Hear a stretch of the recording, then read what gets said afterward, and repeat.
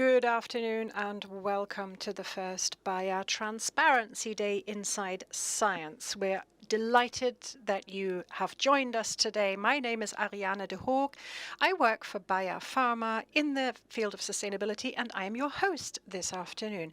Today we want to talk about transparency. And the significance of transparency at Bayer is this. Roll the film. Science is the key to solving our time's biggest challenges.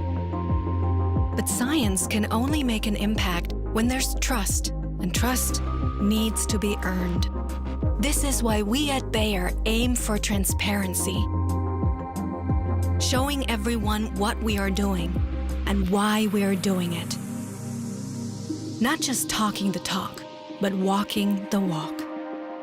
From giving access to data on our scientific collaborations and clinical trials, crop protection and consumer health products, to sharing details on our political activities and charity work.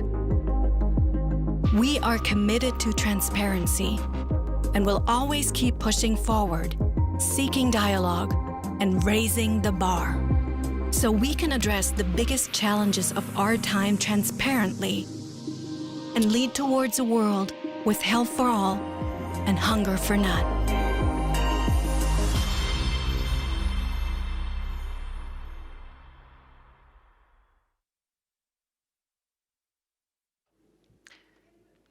So today is all about how can communication serve to create more trust in society when it comes to partnerships between the private sector and the research community. How can we encourage more transparency?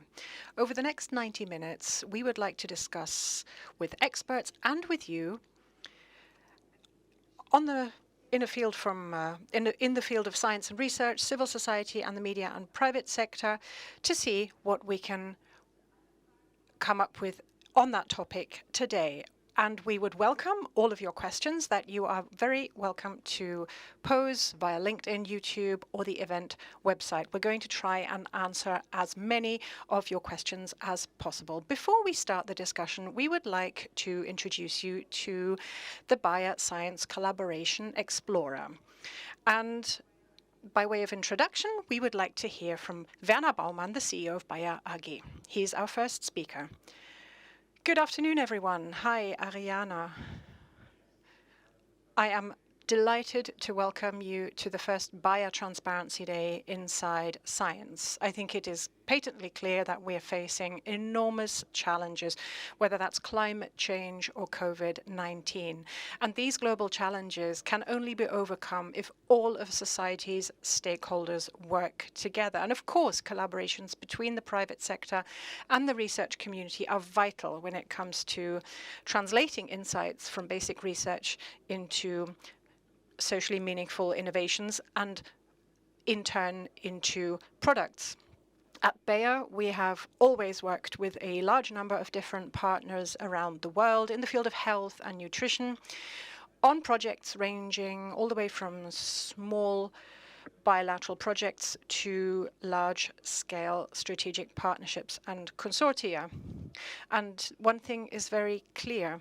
It's not just what we do, it's how we do. That is very important when it comes to achieving public acceptance. And so one major success factor here is public confidence in what we do. Personally, for me, and at Bayer more generally, we believe that we need to become very proactive when it comes to transparency. What is very encouraging is that studies have shown that public trust in science per se is consistently and relatively high. At the same time,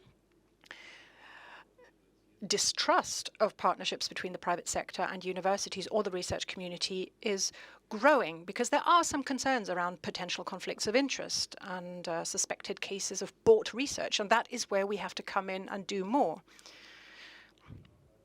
We need to make much more progress in science and research so that we can overcome the challenges of our time. And so we have to ensure that anything that we do in this area is credible and that the public has trust in us, and that requires a huge amount of transparency. And without that transparency, we cannot gain the trust of the public. To create and enhance this transparency, as Ariana has just indicated, we are publicly disclosing information in a number of areas of our company. Information ranging from information on clinical trials to safety assessments of our plant health products, all the way to our activities as stakeholders in the public debate, also our lobbying expenditures and the investments that we make in that area. We want to show what we do and why we do it. And when it comes to research and development, we want to explain and demonstrate with which universities and public research institutions we are working together with. And that is why we are the first DAX company ever to establish a transparency-oriented register of scientific collaborations. And it goes live today. You've already seen the information which is contained on the website here. You just saw it in the film. This website, this register, will list all new scientific collaborations we engage in with universities, public research institutions, and individuals in Germany. But that's just the first step. The Explorer, as it will be known, will provide the public, you, the users, with key information about each collaboration agreements. And we are also going to be adding our international collaborations as well. Specifically, the kind of information we will disclose is this. And by the way, this will allow us to protect the resulting intellectual property. So what do we disclose here? First of all, of course, the name and the domicile of an institution or maybe an individual that we're working with, the type of collaboration, whether it's a research contract or maybe some other contractual arrangement, the category of subject that we're talking about. Maybe it's cancer research, or it could be something agricultural. We will talk about the financial scale of the project, the date on which the project was launched, and of course the Bayer division that is involved in the project and which will be benefiting from the collaboration. For instance, consumer health, our pharmaceuticals division, or our crop science area. So here you will see two examples of collaborations that we have included in our register, just to give you a feel for the kind of transparency that we want to achieve here. Our pharmaceuticals division, for instance, signed an agreement on cardiovascular research with the University of Mainz.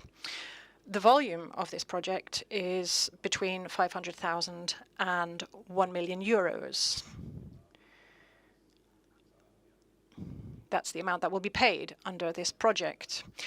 In the field of crop science, we have a collaboration with Munich Technical University. Here, the research agreement stipulates a volume, again, of between 100,000 and 500,000 euros. And in a way, I think this entire initiative is almost like a research project in its own right, because it's something that we're launching now and it needs to evolve and develop. We're starting with Germany. We will be taking this internationally step by step. To us, the Explorer is not just any register. It's also an invitation that we want to extend to other stakeholders to engage in a critical and constructive dialogue. And the event today is a case in point. We have invited a number of interesting and relevant stakeholders to speak with us today. And we're very grateful that these individuals have agreed to follow our invitation here. Thank you all for taking the time today to discuss with us how we can act to strengthen public trust in science and research. I very much look forward to this afternoon's debate. Thank you so much for your attention. Okay, thank you, Mr. Baumann. Following your introductory statement, we are now looking forward to hear from the experts we invited and the general discussion. We will start with one short introductory statement by each one of our guests. First up is Anna-Maija Mertens, the Managing Director of Transparency International Germany. Hello, good afternoon. Hello, back to you.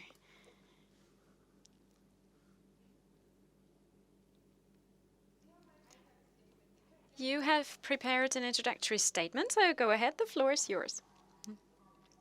Hello. Yes, thank you. It's my pleasure.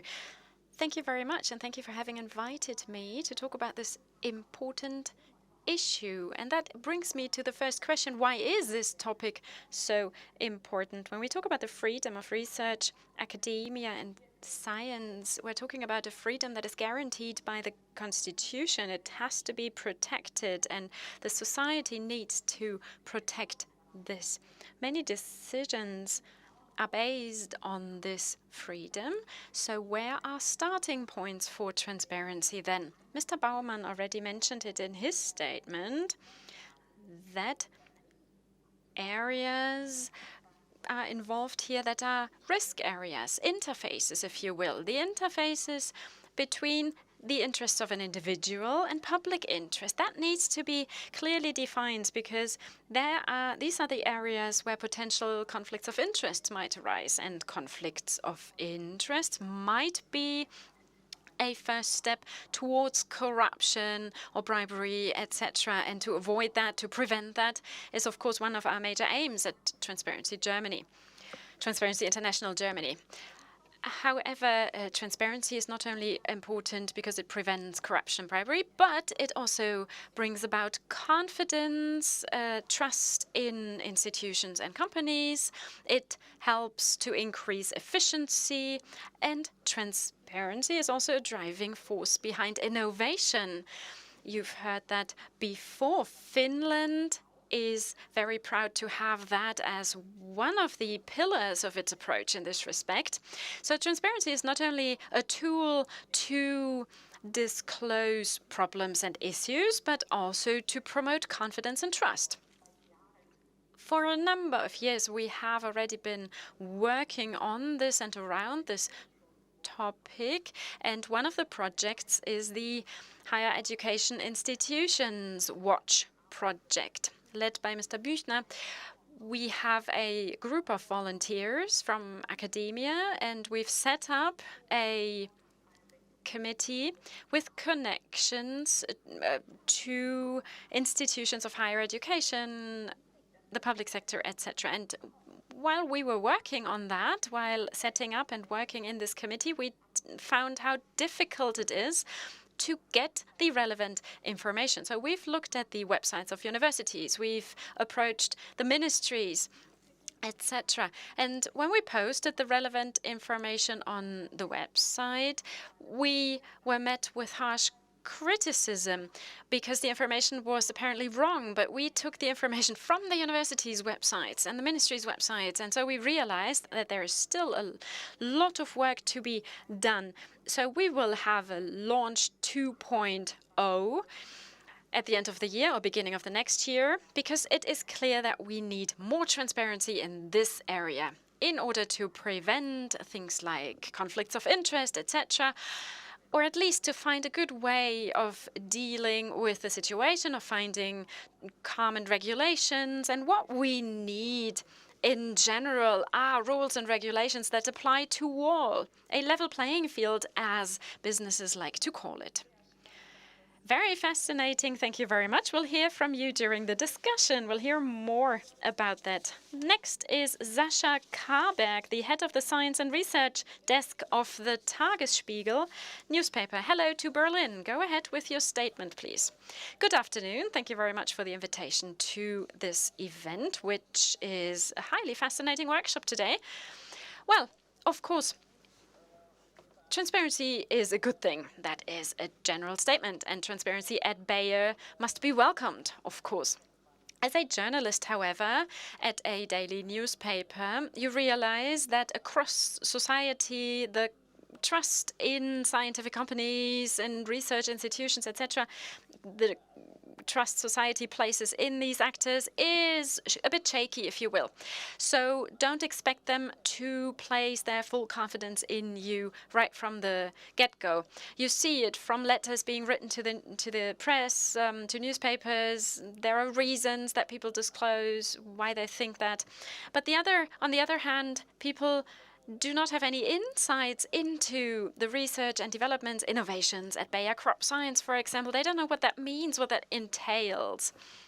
However, how is this lack of trust created? What brings it about?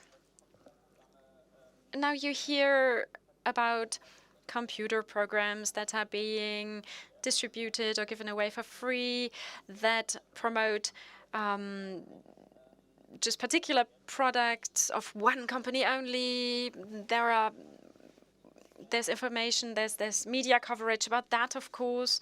Then just seeming innovations, quasi-innovation. So a high degree of marketing efforts is used to push something into a market which isn't even an innovation anymore, which isn't even innovative, which is just yet another drug that does not yield so much in terms of new benefits or more benefits for patients, but rather helps the company to present itself better. So you hear and read about these things as a reader, as a member of society, and as a journalist, I know that if there is another transparency initiative, how far will it stretch? How far will it go? It is, of course, to be welcomed if companies such as Bayer do that and other companies follow suit. It is wonderful.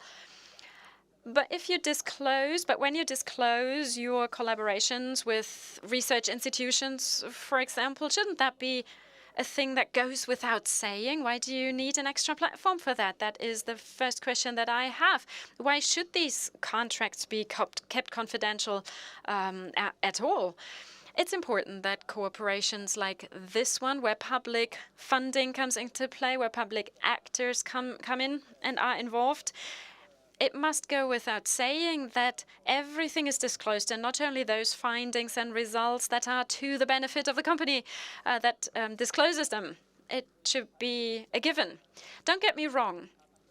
Public-private partnerships are not only wonderful and important, there should be more of them so that basic research yields many more new innovative therapies and drugs than is already the case in Germany in particular. But if there is the impression of influence, undue influence, or professors, there was this case at the University of Mainz with the foundation, you might remember, if there is an issue like that, it's not enough to woo the public and try to gain its trust, but it is also important to face up to the criticism and change your own behavior as a company.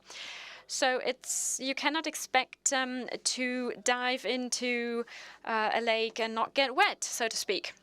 So transparency shouldn't be restricted to what the company is willing to disclose anyway, but transparency should encompass everything and make transparent how prices are determined for a new therapy.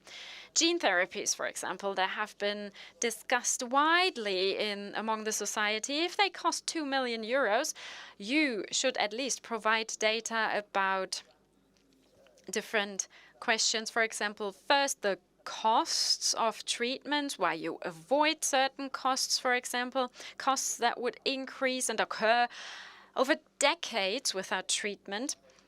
But you should start earlier, even earlier. You should start by disclosing information about the research and clinical trials. I have never seen that degree of transparency yet. And of course, it's difficult to find. However, when talking about prices and how prices are determined, it is part and parcel of it.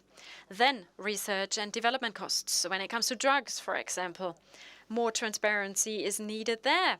Which clinical trials have yielded important findings about side effects and benefits, and which were simply marketing efforts to reach out to doctors and make the new drug and its name and brand more popular among doctors. It's difficult to draw the line.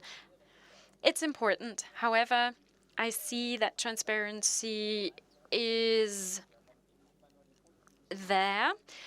There is transparency about clinical trials that are discontinued, for example. That is important. So what is at the forefront of the information provided? That is the question. Transparency is needed in many areas, but I do believe I'm running out of time, so I'll leave it to the other colleagues and I'll come back in during the discussion. Thank you very much for that. Very important points mentioned in your statement. The next speaker with the introductory statement is Franziska Hornig, Secretary General of the German National Academy of Sciences, Leopoldina.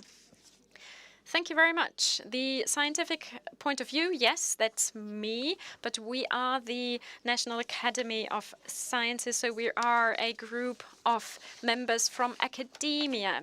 So academic scientists, yes, in a way, but we are not life sciences scientists. So, however, when we think about research institutions, there are interests that need to be reconciled on both sides, yes, and there need to be agreements and contracts to put this cooperation or collaboration on firm ground.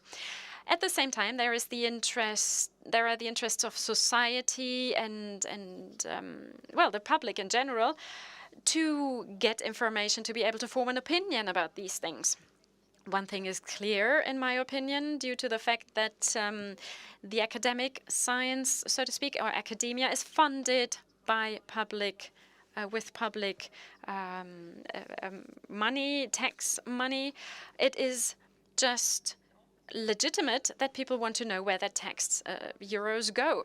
Furthermore, the public is entitled to learn more about the products companies try to launch, try to establish, to know more about them. And so this should happen at the intersection of science, academia, and research. So yes, transparency is the starting point for the creation of trust and confidence between these three areas and actors. The question is, to what extent can transparency be created and be established? Because the cooperation is supposed to be set on a strong foundation without risking this cooperation. And to what extent do we need transparency? What is its range, its scope, and how much transparency are we able to create? So there is a field of tension that emerges there, and I'm looking forward to today's discussion and to the exchange with colleagues from other areas. Thank you for that and welcome. We will now hear from someone representing universities, Elisabeth Hoffmann, the head of press and communications and the press officer of the Braunschweig Technical University. Good afternoon. Thank you, Mrs. de Hoog. Hello. Yes, I wear two hats. On the one hand side, I speak on behalf of the Technical University of Braunschweig, but at the same time, I represent the Press and Communications Department. And we are like seismographs, if you will. Transparency is not just created. Transparency has always been there, but ever since the smartphone was launched, transparency is of importance. Of course, journalists, NGOs, and other actors require transparency on the other hand, which is, of course, essential. So, to some extent, we get critical questions universities get from the press, for example. They relate to the university's dependency on donors. However, in responding to these queries, communications departments tend to go on the defensive. And every time we need to check in with those higher up. What are we allowed to disclose? What are we not allowed to disclose? What are we required to disclose? What data are we talking about? What state are the data in? And often we have to coordinate with several departments, which are typically not happy of having to go to the trouble of dealing with that and starting to collect the data. So efficiency is, of course, an issue here, as was mentioned before. So at Braunschweig Technical University, we try to get ahead of things and try to be proactive so as to avoid going into defensive mode. We try to find a position where we have room for maneuver and are free to act, and transparency is key for that. What we are trying to create is an ecosystem where transparency, reproducibility or reusability and open communication are created. These are not new values. They correspond to the principles of good scientific practice anyway. Transparency has always been mentioned at the top, but it is only the final step, if you will. It is far more important to create an awareness of the requirements on and impact of transparency. Let me also highlight that every day we're also dealing with a lack of knowledge, a total or partial lack of knowledge. There is a gray area when it comes to data. What is third-party funding? What is an endowed chair? What are sideline activities? What does that mean? So at our university, but also in general, I think there is a need to provide this information to people. There is a partial lack of knowledge, which creates an insecurity, which in turn then leads to a situation where you are quite hesitant about providing data because you're just not sure.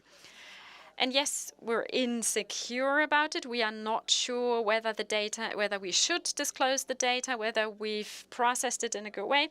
But the rules of the game are not always clear in the cooperation between companies and higher education institutions. So basically, if you think about two teenagers, one of them is great in maths and the other one has a car. Imagine that. And now they met in secret and they're off.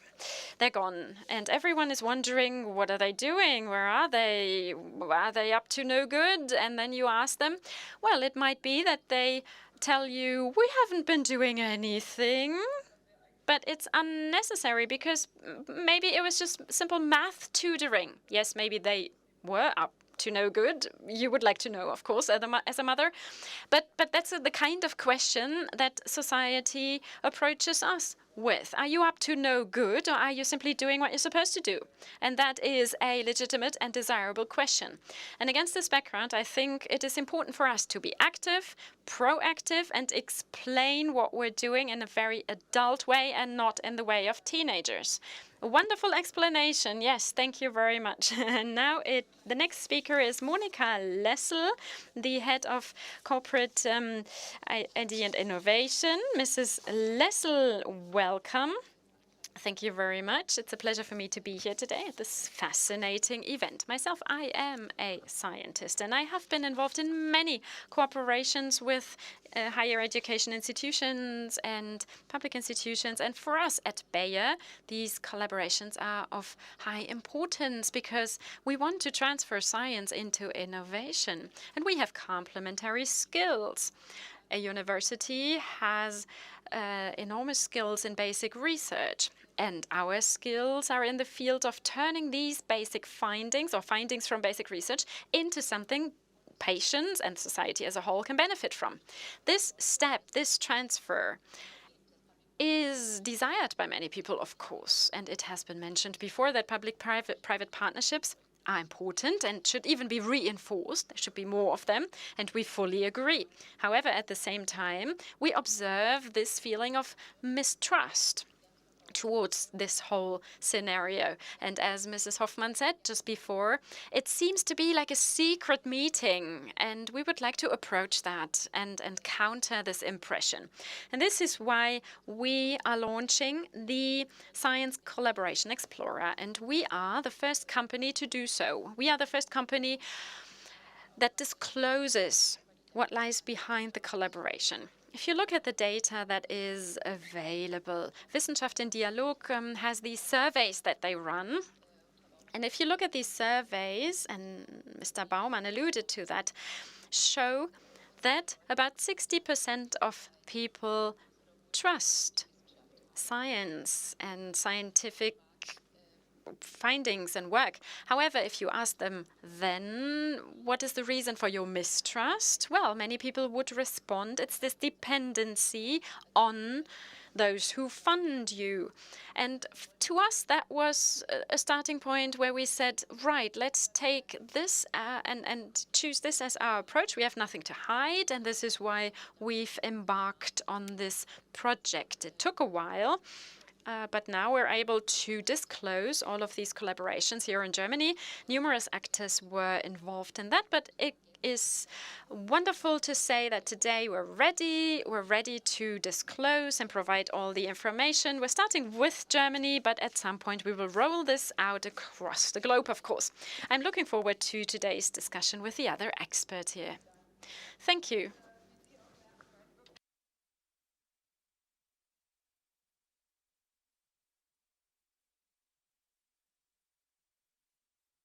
We are delighted to have this panel with us today, and we're looking forward to a very lively discussion. Now, first of all, to get us started, I have a question to all of you.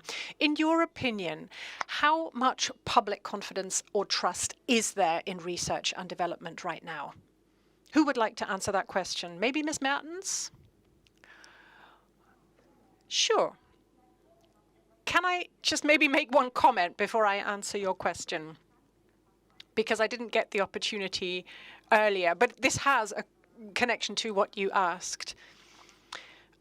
I totally agree with Mr. Kabek, who said that transparency alone is not enough. Neither for us at Transparency International, even though we have it in our name. We need to start talking about this subject. Transparency is certainly the first step.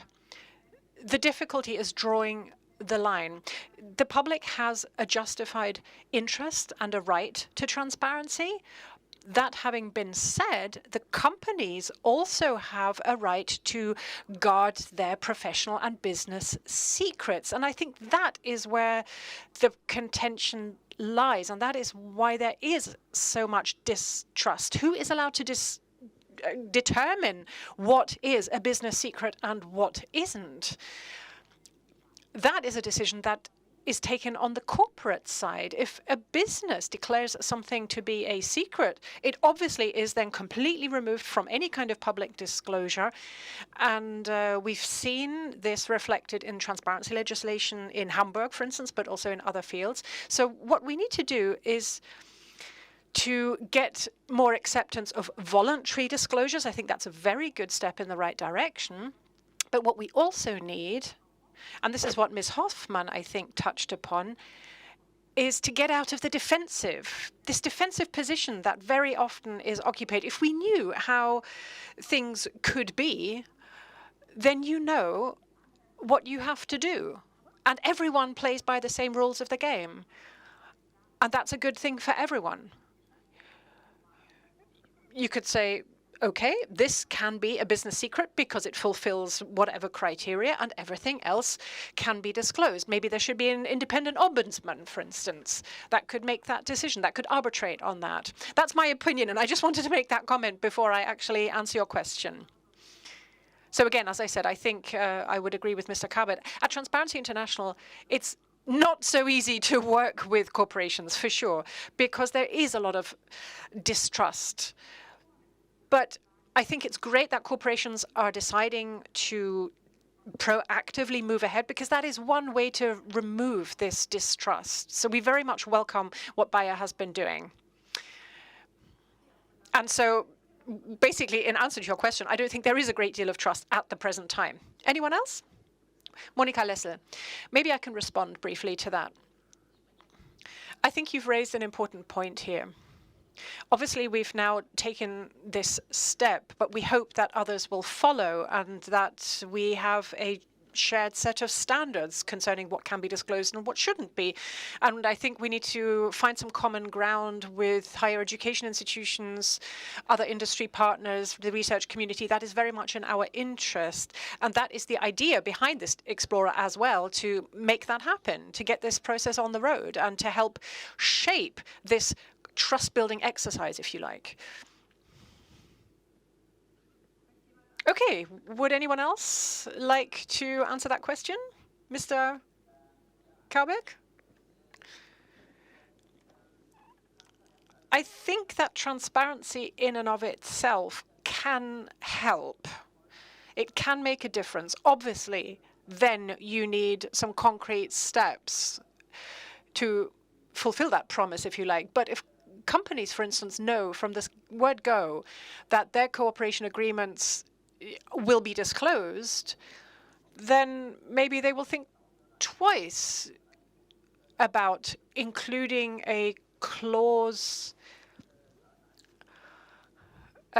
stipulating that only certain professors are allowed to work on the project or are allowed to be appointed to a project. For instance, this is the problem with some of the endowed chairs that we see. That would be a step in the right direction, I think. But I also believe that the rules and regulations need to make it very clear, or it has to be made very clear, who adopts and who determines these rules and regulations. We do see a great deal of distrust because this isn't happening right now. If journalists, for instance, ask, well, what about that cooperation between the University of Cologne and Bayer, then very often we don't get that information and we want to know why. And that is the source of a lot of distrust and lack of confidence. We don't know why people are not disclosing that information. And so in a way, I think this is really not great for the corporations to be so hesitant to disclose that data. It's actually bad for them. Okay, anyone else? Please, go ahead, Ms. Hoffman. Well, as I said, I think we need to get ahead of things. And what is the situation regarding trust right now? Of course, I can understand if people want to ask some critical questions about science and that they don't trust blindly that what's being done is the right thing. There's a lot of research going on where I, as a member of the public, have no idea what's happening. I don't understand it. I have no opportunity to learn about it. And so I think it's very understandable for the public to feel uneasy about these kinds of things. There's so much progress going on, so much research is being done, and it's almost like a wall between the public and that. So I think it's important to ask some very probing questions then. We're very quick to complain that there's lack of trust and that we need to do something. Yes, something needs to be done for sure, but communication is not enough. You need to explore exactly what is being done and whether everything is really above board or as above board as it should be. Absolutely. Yes. Can I jump in there and follow up?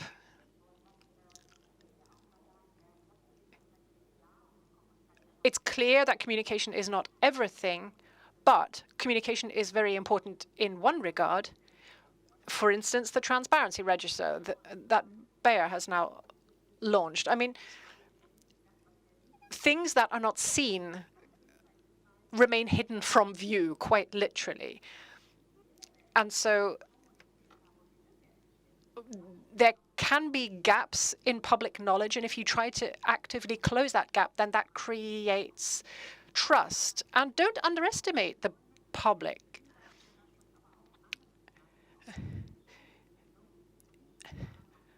Transparency, however, doesn't always make sense. There can be very good reasons not to communicate certain things, but it's good to explain why something isn't been disclosed. Mr. Kaubeck, question for you. Why do so many people distrust the science community? Well, I've already half answered that question, or at least discussed what the reasons could be for that. I think it's motivated by a lack of knowledge about how the science community and the pharmaceuticals industry work. Actually, this is a question I might want to ask Ms. Hoffman. Are the universities not very concerned about these collaborations being disclosed. I mean, the companies are obviously to some extent feeling quite comfortable about that, but the University of Mainz, for instance, needs to agree to these projects being disclosed. There is a cooperation, for instance, between the University of Mainz and Boehringer Ingelheim. They weren't so happy about that being disclosed. So I think the public finds it difficult to understand that third-party funding is a completely normal thing in the research world. We understand that, but the public doesn't. And without that third-party funding, a lot of research cannot be done in the first place. And the universities are instrumental here because the more third-party funding they acquire, the more they can do research, the more you can achieve through research. So in a way, it's a good thing, but there is this negative connotation around third-party funding. And a lot of the time, researchers feel uncomfortable about disclosing, for instance, that somebody has paid for them to go to Barcelona to a conference to hold a presentation. Maybe they have been paid to speak at a conference, and very often they might prefer not for the public to know that, although it's actually completely normal. You could just say, look, this is what I did. I gave 3 days of my time to this conference, and obviously that needs to be paid for because it goes over and above my normal duties. So I think researchers need to, and professors need to learn to deal with these kinds of things very openly. Journalism is also affected by that, by the way. Well, this is what I said earlier. I know some of the cases that you are alluding to. And I think, as I said, we're very much still on the defensive. Obviously, the research that is being done needs to be transferred to real-life products and services. That is why research is done. That having been said, the public sees universities as being a source of the pure truth. So in a way, I think we need to communicate that these two things are not mutually exclusive. Cooperation with the private sector is not a bad thing per se. And I think we've not really been very good at communicating that. There's a lot of room for improvement there, I think. Ms. Honig, what is Leopoldina doing to strengthen public trust in these kinds of cooperations with the private sector? Well, as I said, we are not a research institution per se, so I'm not sure I can answer very accurately.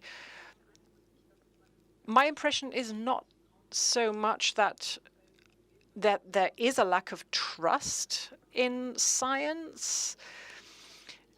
At least that's my opinion. From the point of view of the science community, and I think Ms. Mertens alluded to this when she talked about business secrets, the research community and the science community does have a bit of a problem in that it's seen as a black box. Obviously, you need to negotiate with your private sector partner to see what will be disclosed, what shouldn't be disclosed, how much you want to feed into the scientific discourse, because that is the currency, of course, in this area. I think there could be, indeed, a higher instance that determines how much transparency there is in these collaborations. But what does that mean in practice? How feasible is this? At first glance, it's not that easy to do because concluding agreements on certain research projects is already very difficult. It's a very drawn-out process, and I think it could be professionalized for sure. On the science side, I think there's a lack of expertise there as well. So maybe it's all about getting the right people in the right places to deal with this. I have a question to all of you, and just jump in here if you have an answer. What risks and opportunities are there when it comes to collaboration between higher education institutions and the private sector? Risks and opportunities. Dr. Lessel, obviously there's enormous opportunities. I think we need to make it clearer how these cooperations, these collaborations actually work. We are involved ourselves in a large number of them. We have a large-scale cooperation with the German Cancer Institution, for instance, and we have been very open and clear about that, and that triggered a lot of questions. What about intellectual property that comes out of this? How do we work together in practice? And we published the details here of that collaboration, the structure of it, the rights to the intellectual property. That's ongoing communication for us. And I think we need more of the same. We need more of that kind of transparency. What types of collaborations are there? And that needs to be communicated to the public. And I think if you do that, huge opportunities can open up, because Germany is great when it comes to research, but it's the practical implementation that's lacking. Research needs to translate into actual products and services, and corporations are a great way to do that. Not the only way to do that, of course. There's hive-offs, there's spin-off, there's startups, but all of these things are helpful.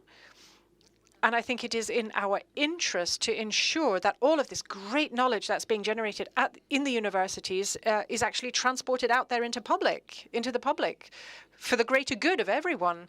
Science journalism plays an incredibly important role there, because they are an independent partner. They report on what we do. They ensure coverage.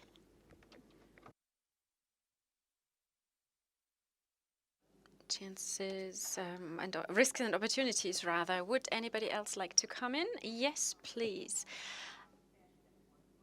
I used to work for the university in Münster. The transfer point actually was where I worked, and that is where lots of new ideas were created or emerged from, and lots of innovation. You just have to look at the how. And looking at the how falls under risk management. That's classical risk management. And unfortunately, when I used to work there, during that time, the new Act on Freedoms of Universities came into force. That was to the detriment of that. But at the same time, many universities or institutions were not prepared for that. And I have to say something in defense of these institutions. Many institutions were against the publication of certain information, someone said, but I must say the universities were left alone in that. So in defense of higher education institutions, I must say it was difficult for them. They are hesitant to work so closely with businesses, with companies. They are hesitant, but it must be a normal thing to do so. It must be something you're proud of as a university. And transparency helps to achieve that. In many, many areas, there are risks. It's a fact, and we just have to manage them. Mr. Karberg, please go ahead. Yes, I'll come in with a question directly here, Mrs. Mertens. Since you are familiar with these surroundings, my impression as a journalist, a scientific journalist who's reported a lot from the USA as well, is this. We tend to look at the United States of America. More cooperations are possible. The volumes of funding are higher. More money is available. When you think about Boston, employees have $2 million, I believe, at their disposal for their work. I believe this is based on wonderful contracts, but the people were there at Harvard, at MIT, who were able to conclude these contracts. And to be honest, sometimes I have the impression that in Germany, we are only just at the beginning. We are behind. We are looking at teams of 3 to 5 people responsible for not only the patents, but also the cooperations with universities. They are completely overworked and don't even have the expertise, the skills to enter into negotiations with big pharmaceutical companies, for example, let alone represent the interests of the society, patent protection, etc., etc. What do you think? How do you see that? Don't we need to, first of all, catch up in Germany, but also in Europe? Well, yes, I believe so. I've mentioned that I'm from Finland already. I believe it has to do something to do with the culture. It is so difficult to change your own culture. But when you go to and visit the universities in Finland, Helsinki Business School, for example, once you enter the building, there is a huge banner naming the sponsors of the university. Large companies from Finland, and all of the scientists, teachers, professors and students are proud of that fact. And so that's the culture in Finland. And if you come from that position, you enter into negotiations in a very different way, and you get different people around the table. What I've seen when I worked at Münster University back in 2007 is this. The representatives from science and academia and businesses, to get them around the same table is difficult to start with. That is the first problem. And let me just quote what a cooperation partner said to us. That partner told us, transparency, why do you need transparency? Transparency always harbors the potential for a scandal. So that's what we were met with. That's what we heard. And when you look at the federal parliament in Germany, once transparency became mandatory for your businesses on the side, if you're a member of parliament, so many of them now claim that they don't have any anymore.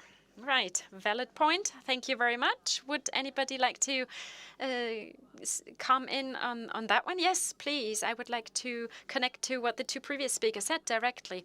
That matches my impression nicely. Yes.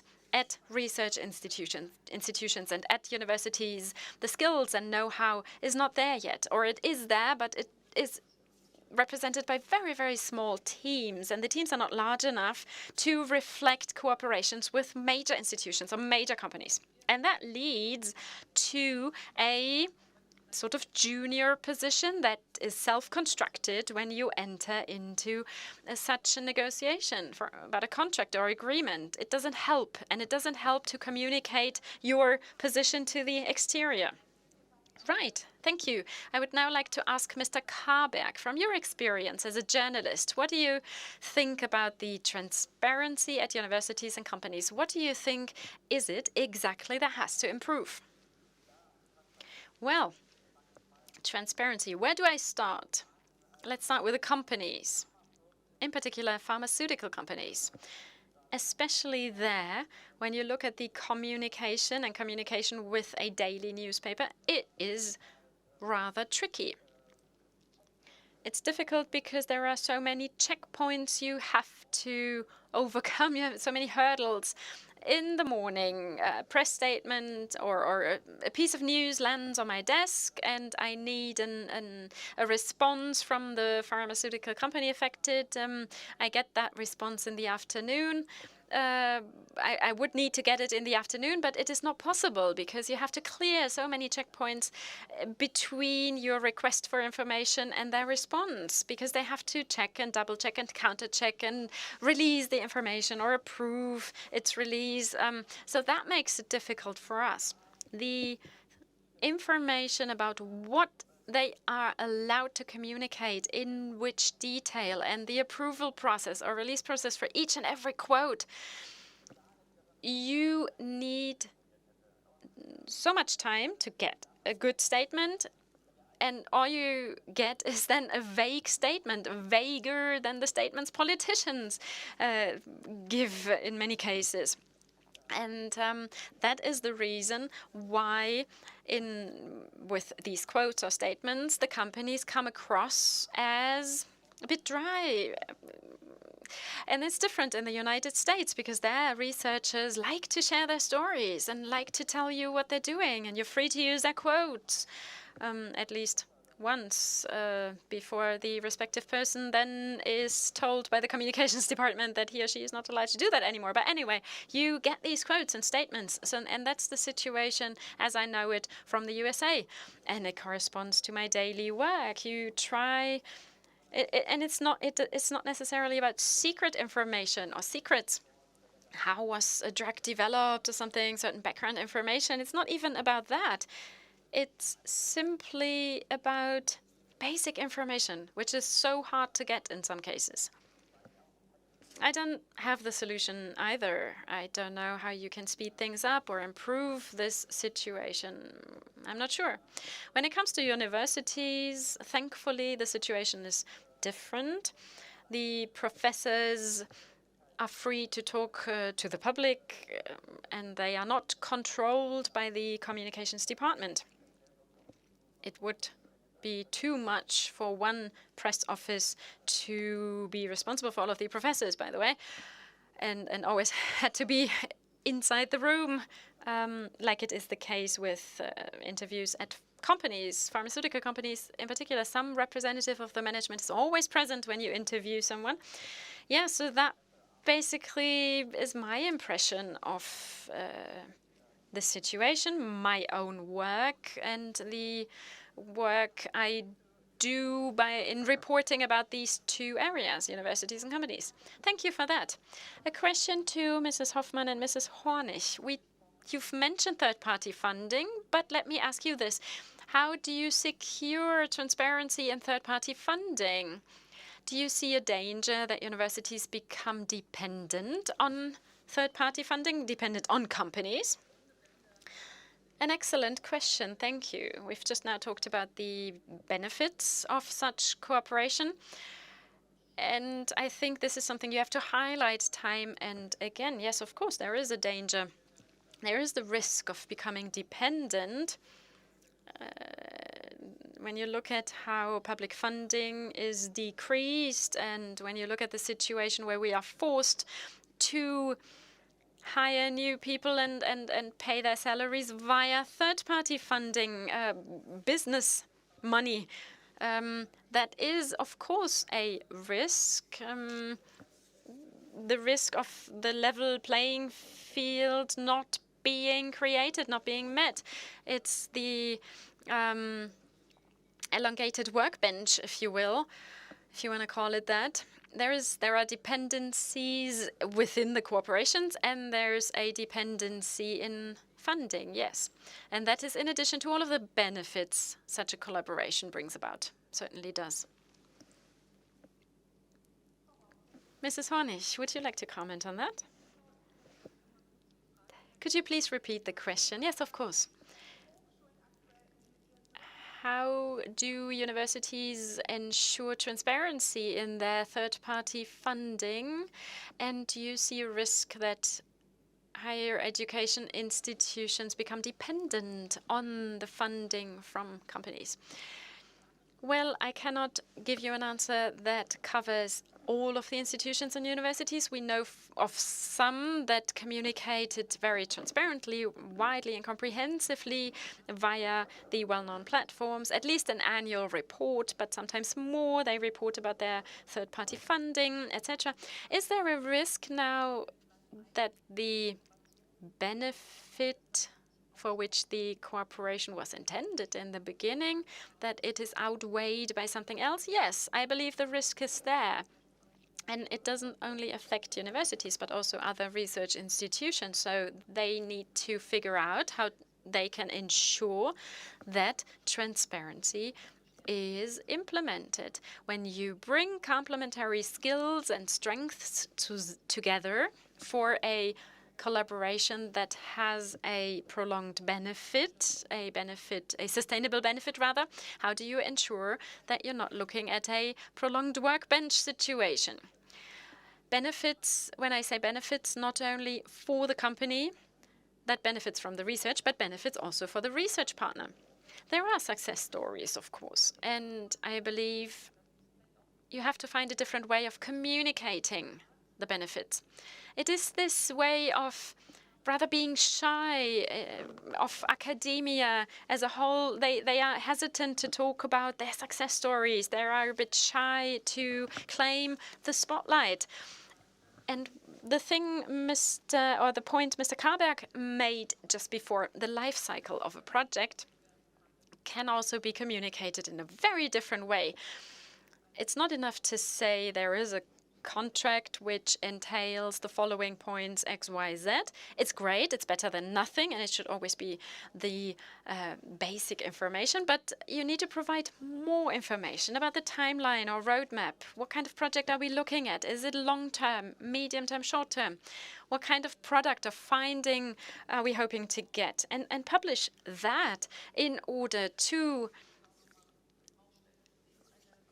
point out what the benefit is for the society and to point out that it is indeed a win-win situation and not a one-sided affair. Thank you very much. Very good response. May I? Yes, please, go ahead. Ms. Lessel. I can only agree. Of course, a win-win situation for both partners is desirable, is what we want. Sometimes, however, there are cooperations which have the aim of getting more third-party funding by the EU or other partners. But at the end of the day, the collaboration needs to yield a benefit for both partners, or all partners. That is the prerequisite for a successful cooperation. I've worked a lot in areas where cooperations took place, and if you create a level playing field, they yield benefits, they yield value for both partners, and both partners are involved. It would be great, I think, to have more short-term collaborations, but that holds true for academic institutions and universities as well. But also companies need to ensure that both partners benefit from it. Let me share a few figures with you. Third-party funding, 18.5 billion third-party funding is what universities get, and just 18% of those 8.5 billion are third-party funding from businesses. So you have to put it into perspective. Mrs. Lessel, let's take this one step further. How do you think companies can create transparency or should create transparency? Well, on the one hand side, by disclosing who the partners are that you work with, and secondly, to communicate the findings or the results, to publish the results the collaboration yielded. So in our case, if products are developed, certain information needs to be protected, of course, but apart from that, we should communicate more. We should publish more about these findings. If there have been publications or joint publications, that needs to be communicated more widely. So that is part of this transparency that we are aiming for. And by the way, that was one of the triggers to launch this or to create this transparency register, the Science Collaboration Explorer. That was one of the starting points in our approach. We said, let's be proactive and publish it ourselves. That was one of the reasons why we created the collaborator. Mrs. Hoffmann. The Braunschweig Technical University and Bayer as well, of course, have now introduced this transparency register. Could you please just comment on what made you join? Yes, that's the answer I wanted to give just before. Higher education institutions fall under the state regulation, and in our federal state, we have an agreement with the federal state of Lower Saxony. And this agreement sets out that we publish certain data, that we publish the agreements we've concluded and the contracts we entered into. And in our experience, that was a good thing to do. There are many requests by the media, by the press, that where you simply send out a link and say, here, it's all on the website. Of course, there are certain factors or points here and there where you realize it's not really transparent, where coding is involved, for example. And that is fascinating because here the situation varies greatly and it goes down into very great detail. So you have to distinguish that. In some cases, you cannot create this kind of transparency because, for example, let's take a very small or medium-sized company where they work in a highly innovative area doing collaboration in research with us. And they would simply be pushed out of this market if you disclose. So for a while, it's okay to say, I ask for your understanding, but we have encoded that information. We cannot disclose it as yet, but in our experience, it was met with understanding. So that's good. But depending on the federal state and depending on the top level of the universities, depending on the governance, universities vary greatly between the federal states. But what I think is a very good thing is this open science movement, open data movement, which now brings with it a new kind of transparency. Great. A very brief question to all of you. Is there such a thing as too much transparency? Would anyone like to come in on that? Well, since we have transparency in our name, of course there is. You can create too much transparency because that renders things irrelevant. It obscures our sense for what is relevant and what is not. And so I think we need to define very carefully what we mean when we speak of transparency. We consider transparency to mean accessibility as well. An audience needs to be given an opportunity to access information that they feel is relevant. I mean, there are so many irrelevant details as well that don't need active communication. Would anyone else like to share their opinion? Well, there is such a thing as freedom of science, and I think that's relevant here.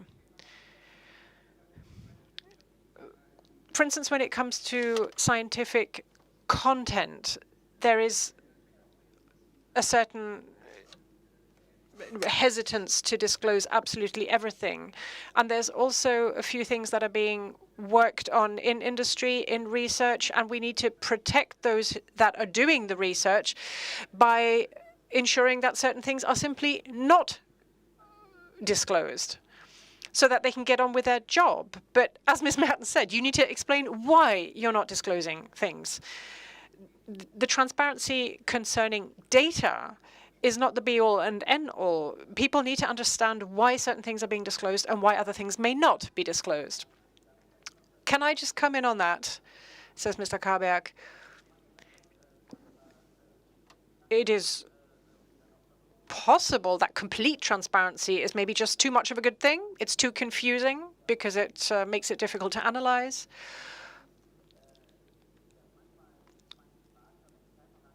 But sometimes it's also a case of certain things not being relevant right now, but maybe they will become relevant in future. I think it is possible to protect research teams by maybe waiting for a certain time until you make data available, maybe for a period of 2 years, so that people can get access to certain information after the fact, to maybe verify retroactively whether everything was above board.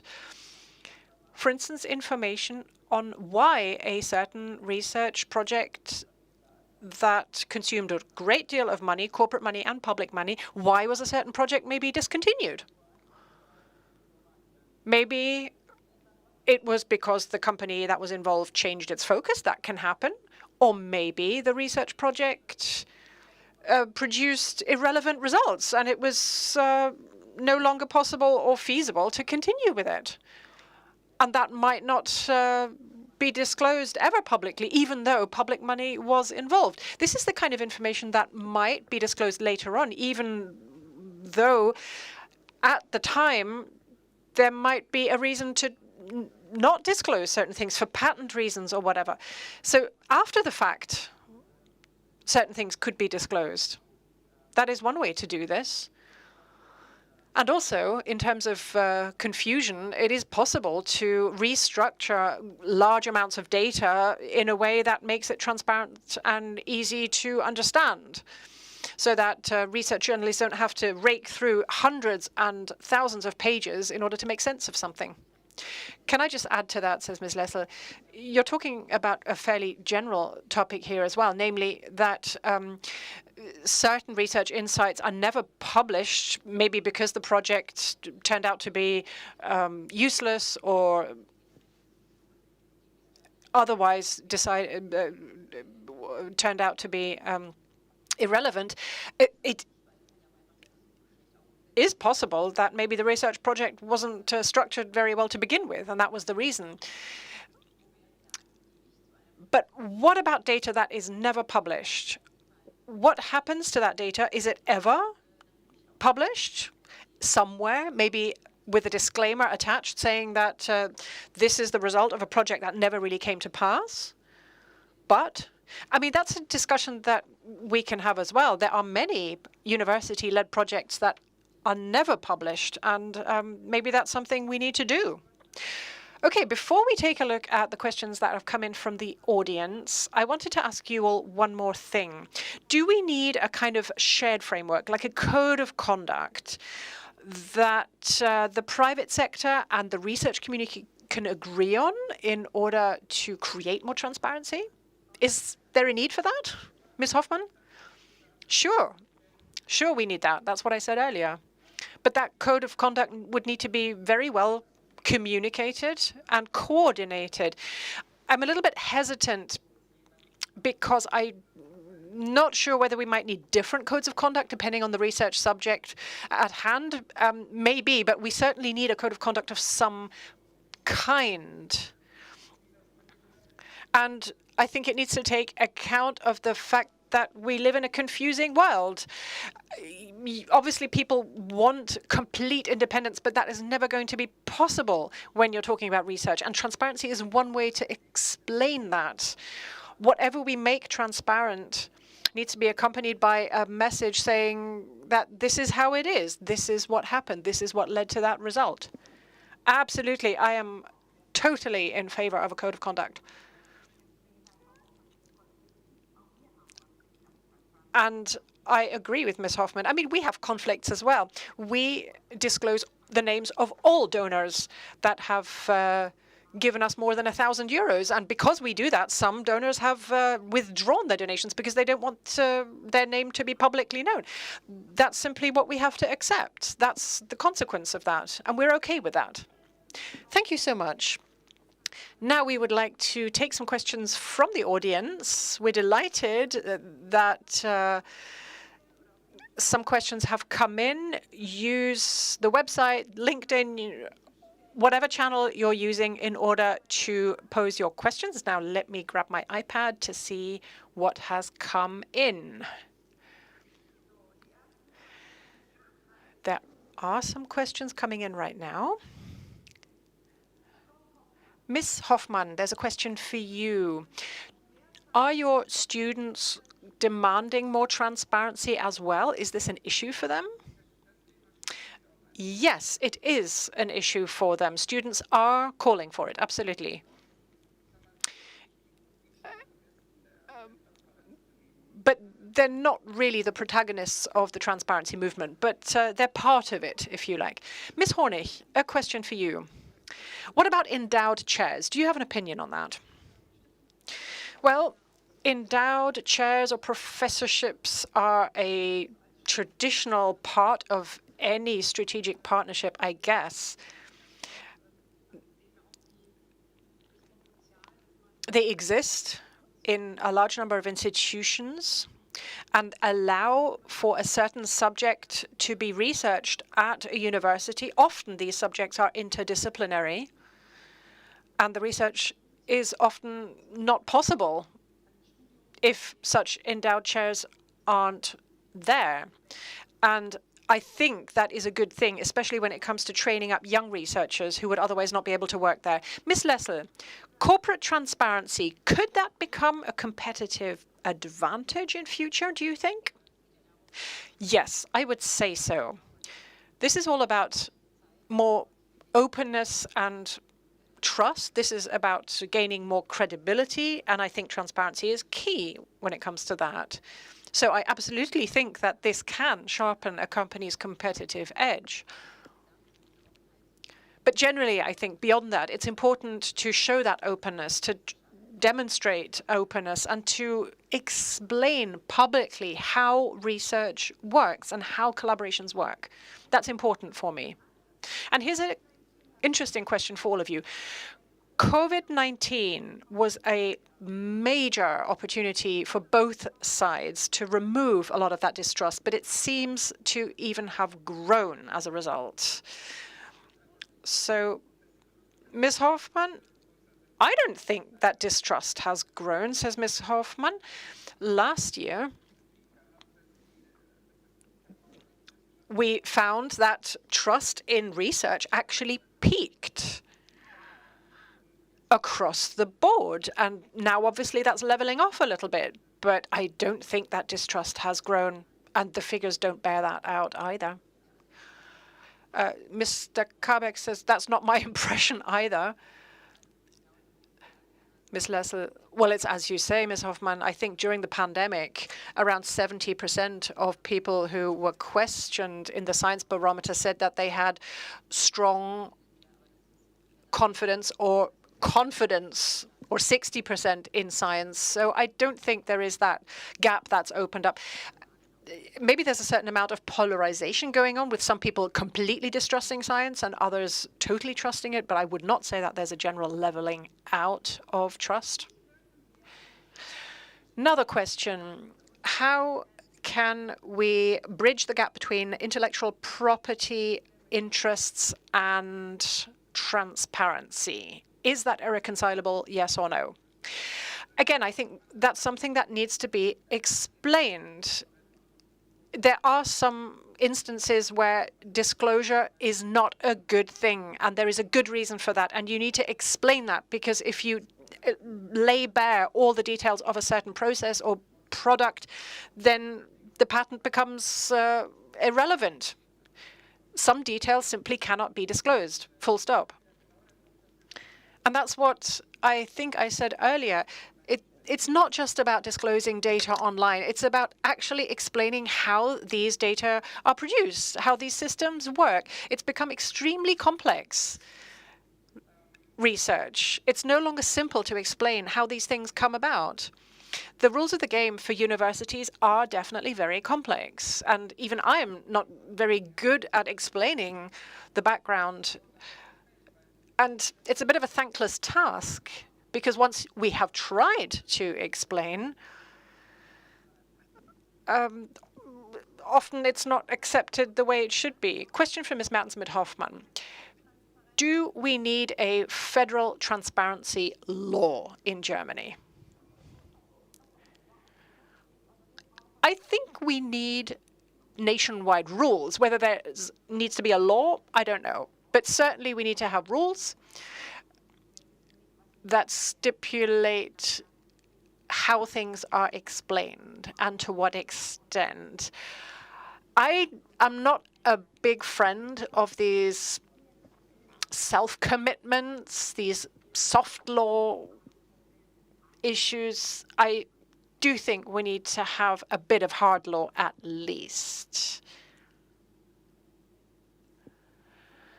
Ms. Lessel, question for you. Will the Explorer be user-friendly? And will it be easy for people to understand who are just regular members of the public? For COVID-19 vaccinations, for instance, there's data that is available, but it's not really accessible for the man on the street, if you like. Yes, that was really important for us to ensure that the Explorer is accessible. It is on a public website. It can be accessed by anyone. And I don't think that the information is difficult to understand. It's well structured. It's well presented. We clearly state what we disclose and what we cannot disclose. We have tried to do our level best when it comes to maximizing user-friendliness and also transparency, of course. But we are very interested in getting some feedback from users. We can see what people are saying about this, and if they're not happy about a certain aspect, then we would hope that people get in touch and say, look, this is something that you can improve. This is the launch. Literally today, we are launching this Explorer. So this is just the first step on a longer journey here. Ms. Hornig, one question for you. Does Leopoldina have its own transparency guidelines? And if so, what do they involve? Yes, says Ms. Hornig, we have.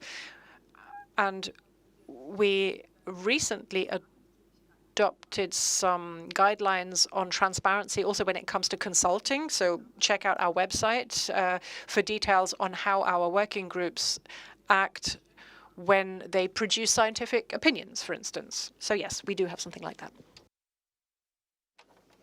Ms. Lessel, is this initiative only for the pharma division? And what about plant health, for example? Does it cover that as well? Yes, says Ms. Lessel. In fact, the initiative covers all of Bayer and all of its divisions and areas. In some cases, we have included contracts and agreements into the database which had been concluded a while ago, to the extent that we were able to reach out to the partners from back then. But we will publish data and information across all three divisions. If you look at joint patents, can you measure which institutions work with which companies and which ones produce the best results or most results? Or is that not possible because in patents there's only one party mentioned? Well, when it comes to patents, it is the principle of the inventor that applies. So if you've applied for a patent and if you've made a contribution, if you applied for a patent and you've made a contribution, your name will be listed on the cover sheet. Yes, of course, you can derive the information and a connection there. You can look it up. It is possible. You can cross-check that. Another question to you, Mrs. Lessel. Why is trust in science and transparency, why are those two things so important for Bayer? And what else is Bayer doing in the area of transparency? Well, as I've said in the beginning, the collaboration with other actors is important for us, and our aim was to create a solid foundation for that. On the one hand side, for specific corporations, but on the other hand, also for the trust, to gain the trust of the people of society. It's important for us to further develop scientific aims. Just like Mr. Karberg said, we want to be able to explain to people how a drug was developed, etc. We are proactive. Of course, you can always do more, and we are constantly thinking about what else we can do.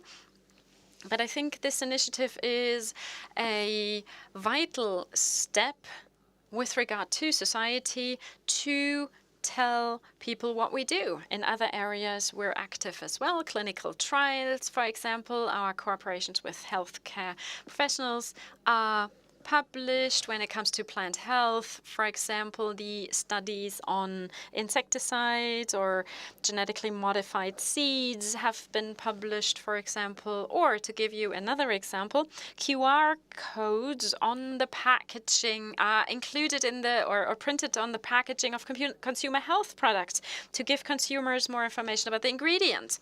So this is not only a spot-by-spot initiative where we cover individual little areas, but it's across. We want to achieve transparency across the board. Thank you. Mrs. Mertens, transparency has become a major buzzword. What does that mean for you?